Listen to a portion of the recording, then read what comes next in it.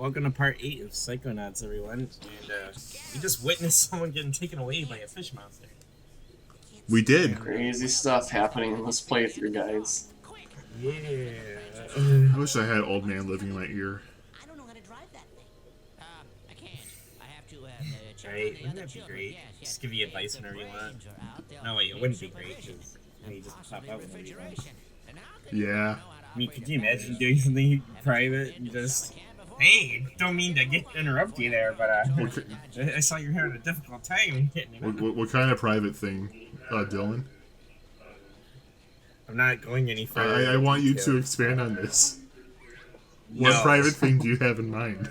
Also, by the way, he just said he's going to look after the kids. He's right there. He's right there. I zoned out, but I'm curious because Brendan's like picking at the subject. So Dylan, answer whatever you Dylan's want. talking about masturbation. For the battle. Oh.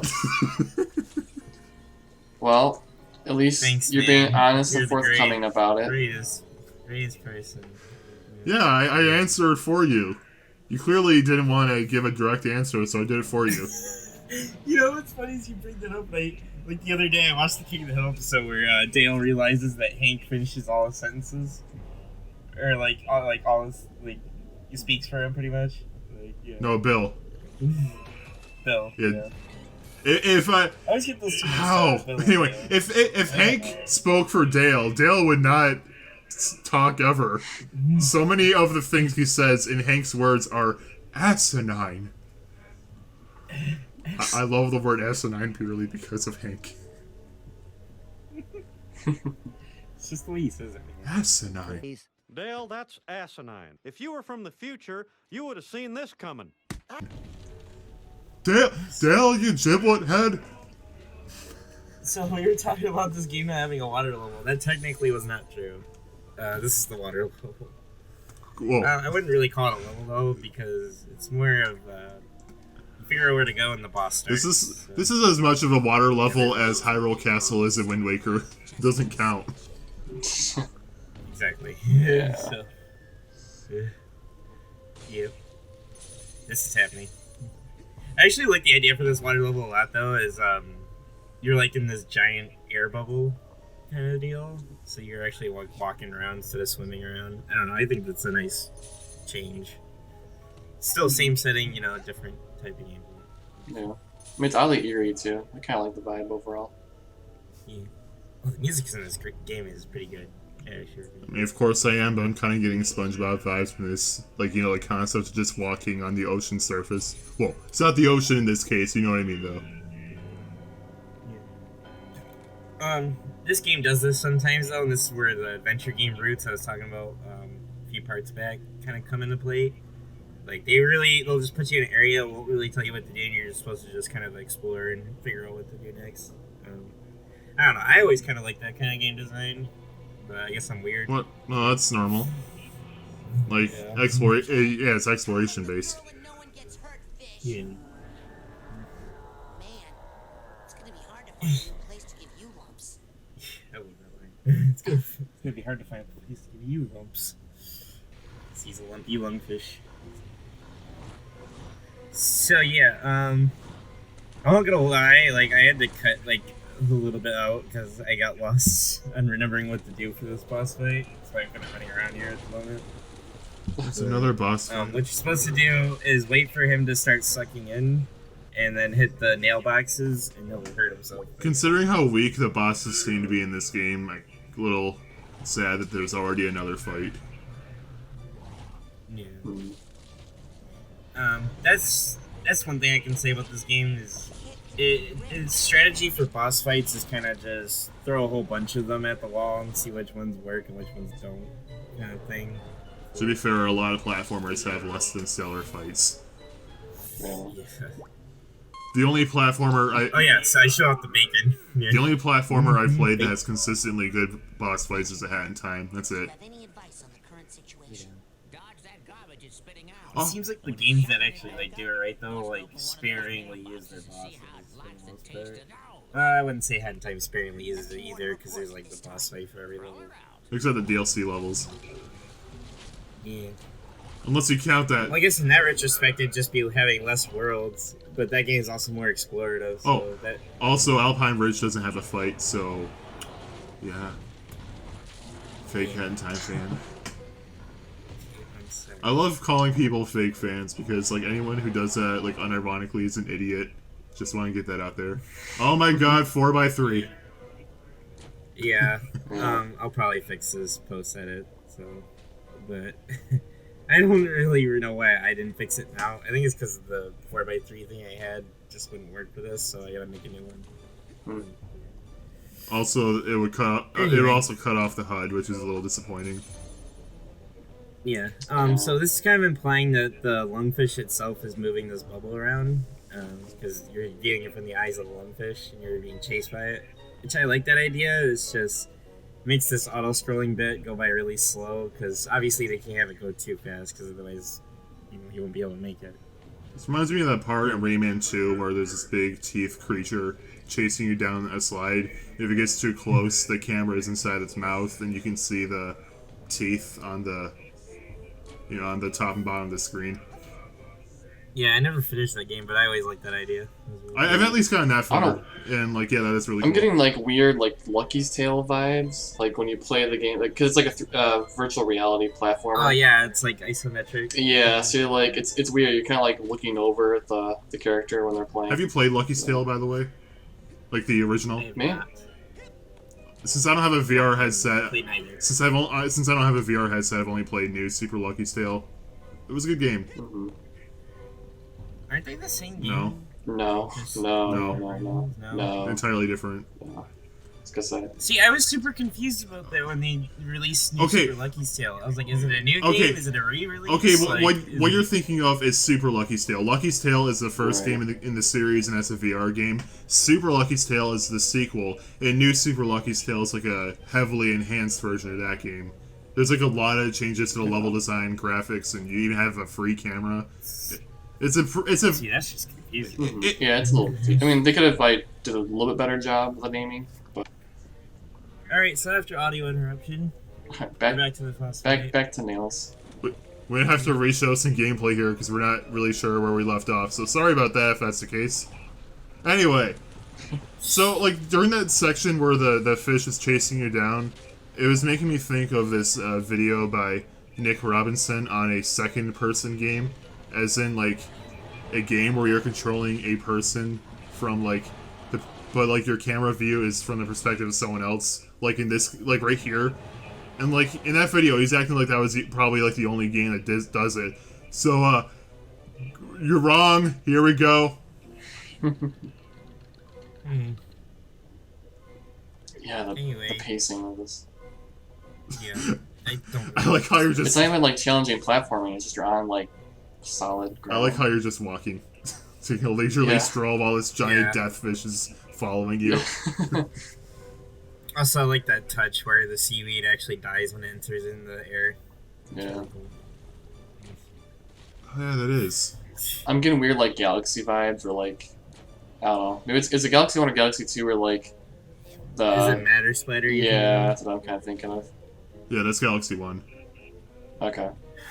Yeah, I'm getting that vibe. Except that was a good level. This is not. This is okay. Well, it's getting close. Oh, never mind.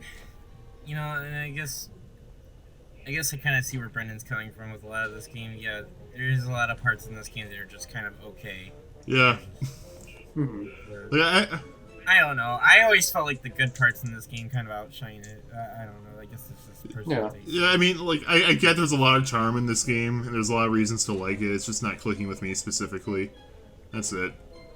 Like, I get why people like it. I'll never call this game bad. It's nowhere close to that.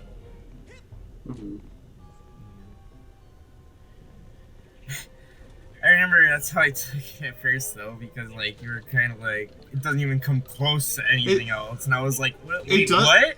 I was like, whoa! That was like, it was a huge... No, it's not. To me, it is. Like, that's pretty much saying, like, any other game would be better What? No, it's not.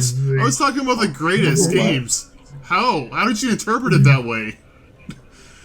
I was so clearly talking about the best games in the genre, like Mario or Spyro. I even gave those as examples. I mean, I don't know. I guess I didn't consider those best in the genre. Mario's literally the king of Mario, platformers. maybe. Mario. I was talking more like Spyro. A lot of people think Spyro is one of the best in the genre, and I do. And if you don't, whatever. I think it's good. I think there's other games I'd rather play. Okay, well, that was just an opinion, Yeah, though. That's not the point. preference, That's not the point what I was making. I was listing what I believe to be the best 3D platformers, and I was saying I don't think this is one of them. That was literally it. Alright, well, yeah. Yep, just proving that yet again I'm saying things without thinking. Wonderful. Anyway, yeah, this fight still... Oh my god, Dylan. That's good. This is still happening. This is a long Yeah, boss this is... Oh man, the fights in this game do not seem good. Yeah. To be honest, yeah, it's just what you said. They're too long. That's honestly Yeah. the biggest fight. problem. And it I didn't have noticed. to be either. Like probably more than half the boss fight was just walking. That poor little thing Yeah. just tried to Yeah. kill me. Apparently they think that every boss needs like 2 phases at least. It seems to be the synopsis of this game anyway. Hmm. So, I mean, sometimes less is more. yeah.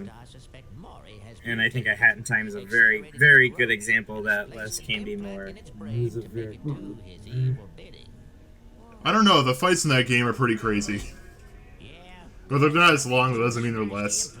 I was thinking more just like the world count. I was just, or yeah, just in game in general, as I was talking about, just like game feel. Less. Cause you gotta figure like even with that, like without the DLC, it's only 4 worlds to just you know discover. So, but there's so much like packed into them. We're gonna go in the mind of a fish. What's gonna be in there? You'll find out. Actually, it's quite It's just gonna be a sludge or... I promise. Also, yeah, we're gonna find out right now because I cut. Thing is this road was like half an hour. The thing is, though, is like the part that made it like a half hour. I was able to easily just cut it into this one, so I did. Cool. Welcome to Lungfishopolis, and yeah, these are the people, the lungfish, and it's pretty great. Okay, a fish brain is a lot more complex than I thought. It's got like a full inner city. I'm impressed with like any kind of thought within this head. But this is where I think the game really starts to take off with its humor, because we finally have all the tutorials out of the way. We did the whole intermission part with the lungfish boss. Now we can get into the fun level design and ideas. This is the first of those really fun ideas. Yes, you're Godzilla. Or Goggalor, as they call you. And I absolutely love that. And Okay, Dylan, you're gonna hate me for this, but this reminds me of a part in Rascal on the PlayStation 1. Do you know what game I'm talking about? I know what you're talking about, but I never played it, so no offense. There is a level in that game that's basically a movie set, and you know, it has a bunch of small buildings in it as if it's supposed to be a part of a Godzilla flick. So, Psychonauts reminds me of Rascal on the PlayStation 1. Just putting that out there. For those who don't know, that's like a notoriously bad game. Anyway. Yeah. I was about to say though, like the cool thing about this stage though is like you just know they had to make a bigger model version of this and then scale it down so they can put it like this. But yeah. Oh yeah. Especially with how detailed the little buildings and stuff are. I was like, what's that arcade game that reminds? And I'm like, oh, it's Rampage. That reminds me of this. Oh, no, I just remembered another game this reminds me of. I love that joke. Oh, my ears. Oh my god. Get it because he's giant. And he's tiny. Yeah. From this distance, they kind of look like beans. Wait, what? Beans with an N. Beans. Beans? Oh, beans. Beans you ingest. I mean, yeah. They kind of look like beans. Anyway, this also reminds me of the plankton levels in SpongeBob, Creature from the Krusty Krab. In that game, Plankton becomes a giant and destroys Bikini Bottom. Anyway, I haven't played that game in like 10 years. Or more. The government archives might have some information about your young girlfriend, Goggalor. I only meant that she's your friend who is a girl. God, What is happening? Your friend who was a girl. Talking about the noseless girl. Access the archives, we must first destroy the broadcast tower. Alright, so the theme of this level is that the fish became evil because this guy named Kochamara had planted a beacon inside of the brain. This is how the whole psychic and real life thing kind of connects, because in the psychic world he puts this device in the lungfish's brain to control him. Also freedom. And yeah, but he puts it in the psychic world to control his brain, and it works like that in the physical world. So, I mean, I guess if you wanted a good explanation of it, stuff that happens in this world can sometimes affect the outside world. I guess it depends on what it is. I don't know, this game's kind of weird with that. Just gonna roll with Not it. gonna lie, I'm getting tired of seeing this cutscene.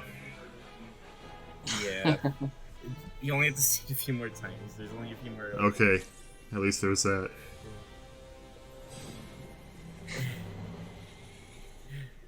Man, in that case, I should have cut all the emotional baggage. Oh yeah, I am especially tired of those. I was playing the game earlier and like, I wish you can skip them. They're all the same. To be fair, you see Mario getting a star like 120 times. Yeah, but like those are a lot more spread out, more brief. Yeah.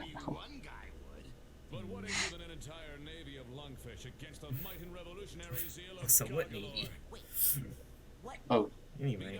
Oh, next awkward part. cut. I'm gonna fire you for that. Anyway, see you guys on the Alright. next part Later. with the adventures of Goggle. All right, bye. Bye.